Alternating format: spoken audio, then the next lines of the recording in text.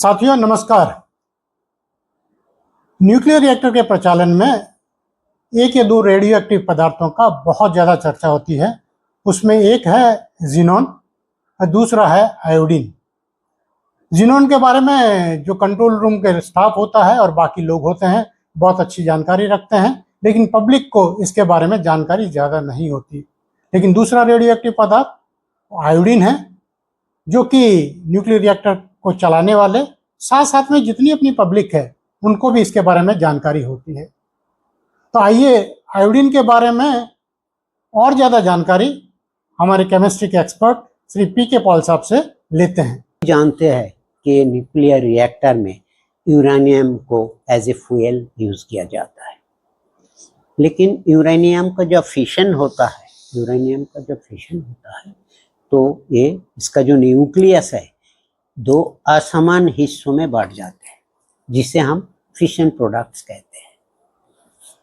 लेकिन जो main fission products है, एक आयोडीन होती है और भी बहुत सारे होते हैं, लेकिन आयोडीन एक मेजर फिशन प्रोडक्ट्स है और इसकी जो यील्ड है ये कुल फिशन प्रोडक्ट्स के 6 से 7% तक होते हैं। ये आयोडीन के बहुत सारे आइसोटोप्स होते हैं, लेकिन उसमें से आयोडीन 131 मेन है, क्योंकि इसका हाफ लाइफ 8.05 डेज होता है और ये बीटा और गामा रेडिएशन एमिट करते हैं। ये जो हमने बताया हाफ लाइफ 8.05 डेज, इसका मतलब है आयोडीन की एक्टिविटी 8 दिन बाद आधा हो जाएगी और 8 दिन बाद यानी कि 16 दिन बाद 1/4 हो जाएगी।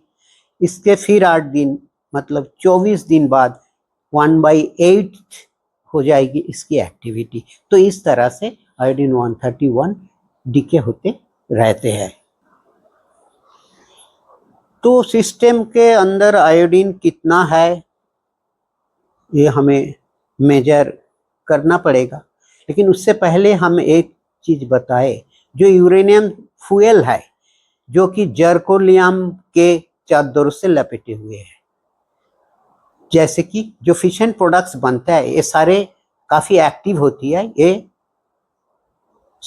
बाहर ना आए, बंडल में से बाहर ना आए, इसीलिए हम यूरेनियम जो फ्यूल है उसको जर्कोनियम की चादर से क्लैडिंग करके रखते हैं। लेकिन उसके अंदर अगर छोटी मोटी डिफेक्ट हो जाते हैं तो ये जो आयोडीन है, क्योंकि ये वोलेटाइल है, तो ये आसानी से उस डिफेक्ट के थ्रू प्राइमरी हीट ट्रांसपोर्ट की पानी में हेवी वाटर जो होता है उसके अंदर घुल जाएगा।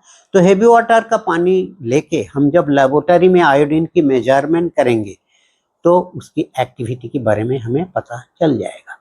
तो इससे हम मालूम पड़ जाएगा कि फ्यूल का जो चादर है, जर्कोनियम को जो सीट है, उसके अंदर कोई डिफेक्ट हो या नहीं।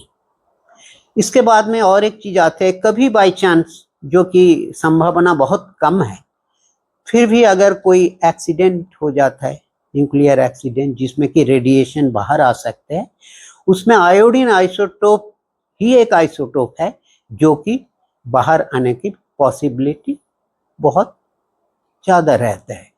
इसीलिए जब इमरजेंसी डिक्लेयर होते हैं तो सबसे पहले हम क्या करते हैं, पब्लिक में, एम्प्लॉइज में आयोडीन के टैबलेट्स, पोटेशियम आयोडाइड या पोटेशियम आयोडेट के टैबलेट बांटते हैं और उसको कंज्यूम करने के लिए कहते हैं। तो अगर वो ले लेते हैं तो हमारा थायराइड जो है, इसके अंदर वो जो इनएक्टिव आयोडीन, जो अच्छा आयोडीन, वो जाके सैचुरेट कर देते हैं थायराइड के। सो बाद में जब रेडिएशन की बजाय से जो आयोडीन आएगा वो हम और हमारा शरीर में नहीं पहुंचेगा। तो इस तरह से हम आयोडीन एक्टिविटी से इमरजेंसी के दौरान हम बच सकते हैं। इस वीडियो को पूरा देखने के लिए आपका आभार, शुक्रिया तथा धन्यवाद। हमारी इस कोशिश को 1 से 10 के बीच में रेट कर कमेंट में अपनी रेटिंग जरूर डालें।